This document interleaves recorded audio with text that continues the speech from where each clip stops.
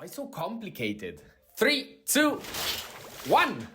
Hello, everybody, and welcome back to episode 140 of the Shower Podcast, the podcast where I'm in my shower and you do you. I'm your host, Chip, and how many times have you thought to yourself, my God, this person is so much better than myself.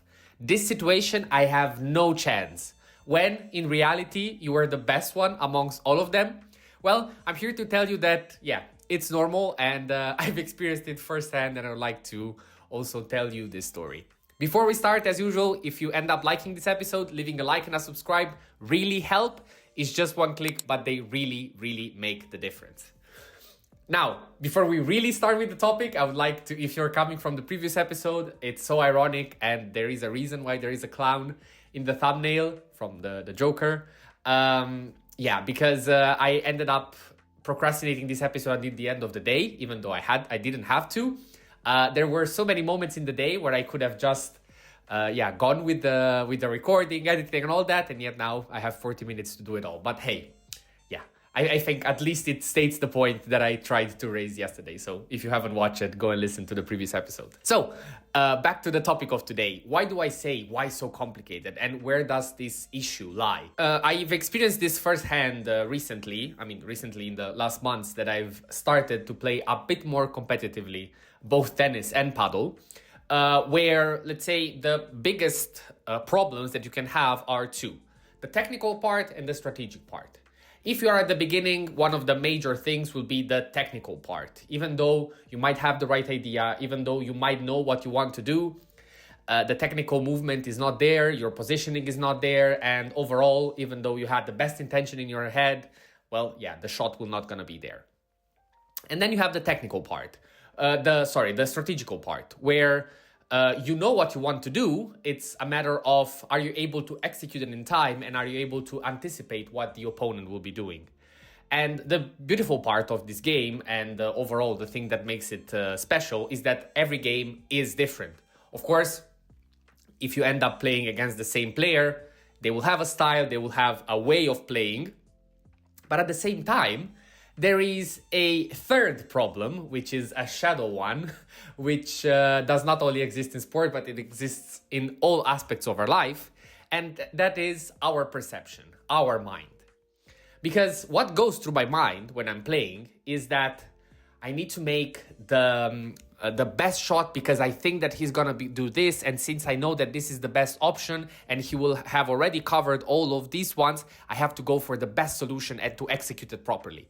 Problem is that this best solution is super complicated, and most of the times, if you just try to go with it, it will not work because, again, it is so complicated. What about starting from the first step? What about saying, okay, let me see how good this person really is. What if I try the simplest thing? Do I see a result? Am I able to get the results just with that move? If the response is yes, and you try it, why would you ever bother to do so much more when there's no need? And this is the thing that I would like to make you realize and find these spots in your life when you're just overdoing it. I think another fantastic example is chess. In chess, the board is there, the situation is clear, and there is let's say, on paper, a best move. Yet, what happens is that our, let's say, on paper, if you want to predict the next move, yes, you can try to reach that best move based on the opponent that you have in front. But most of the times, there will be so many other problems, and you'll be able to just make such more simpler solutions to the problem that you have in front of you that you have to use 5% of your brain, and you don't have to go for 100%. Overall, if we want to really find the idea of today, is that don't go 100% always. Don't think that you have to go 100%, because even though in your head you might be like, yeah, but I need to do 100% in order to win, the reality is not that. The reality might show to you that doing 10% will be bringing the same results as doing 100%, with the amazing benefit that, you don't have to risk everything to do 100%, but you can keep up the margin and just do 10%.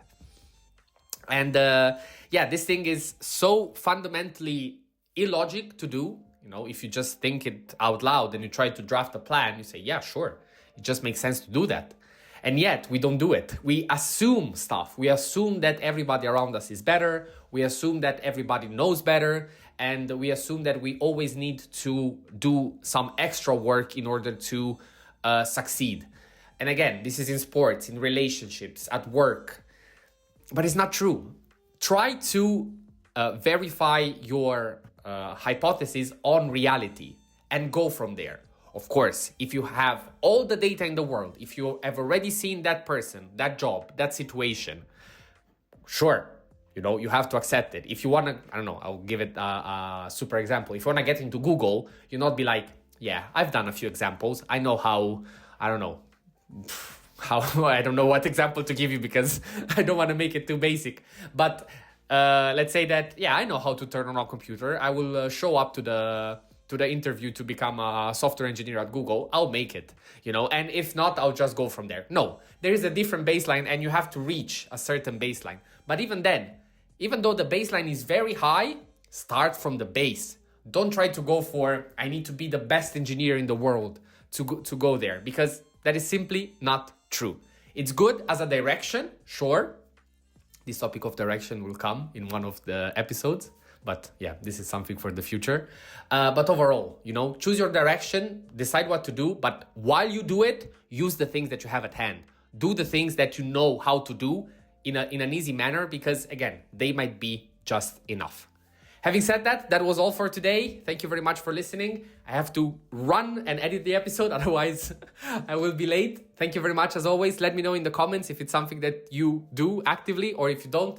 And in general, if you end up liking any of the episodes that you listen, if you have any idea, if you have anything that you want to write to me, use the comment section below or write me in the DMs in any of the socials that you find below, and I will be more than happy to reply to you.